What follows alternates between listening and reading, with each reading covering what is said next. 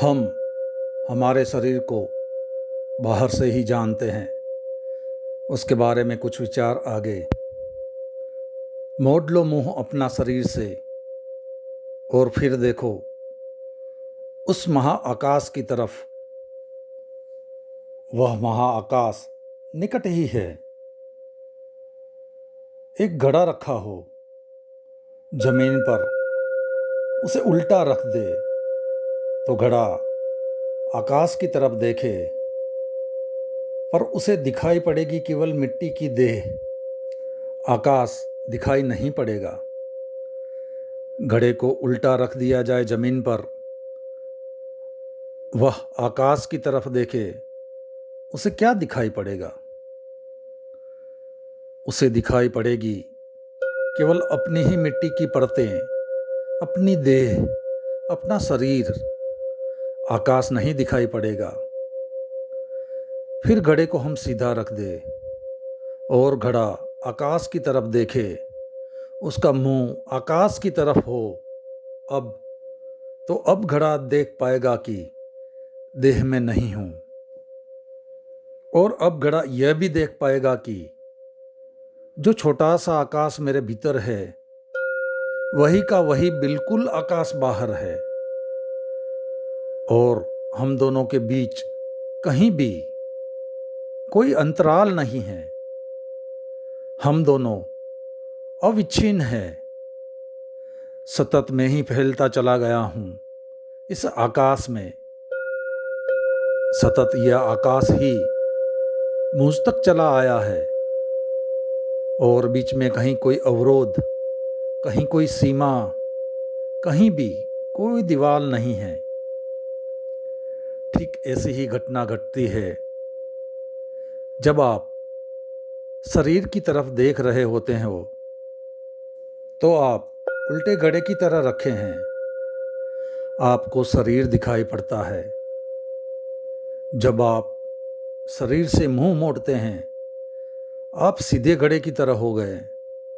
अब आपका मुंह आकाश की तरफ खुलता है। जैसे ही कोई व्यक्ति शरीर से मुड़ता है, तत्क्षण आकाश की तरफ उन्मुख हो जाता है, और पहली दफे उसे आकाश दिखाई पड़ता है कि जो विराट फैला हुआ है, उसमें और मुझ में कहीं भी कोई रत्ती भर का भी भेद नहीं है। मैं ही विराट हूं।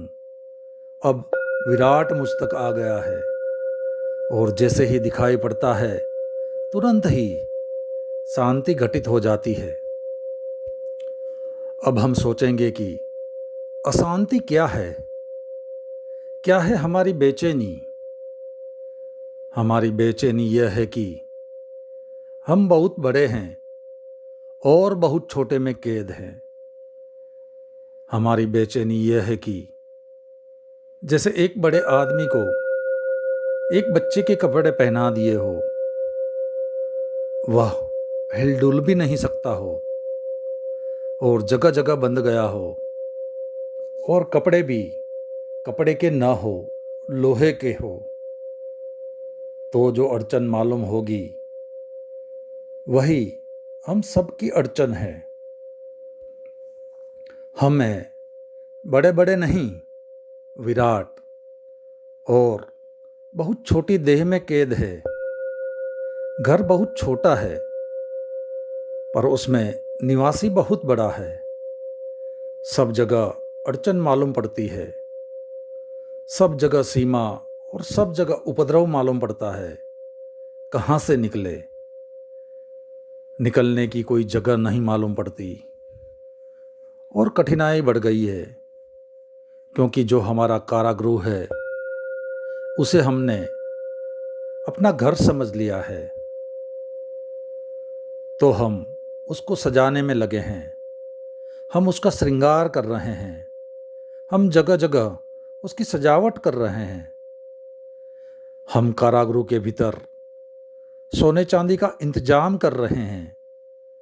हम कारागृह की दीवारों को सुंदर कर रहे हैं, उसको आभूषण दे रहे हैं, और उसी कारागृह में हम बंद है और हमारा मुंह दीवालों की तरफ है, द्वार की तरफ नहीं है। इस अध्याय में बस इतना ही, बाकी विचार अगले अध्याय में।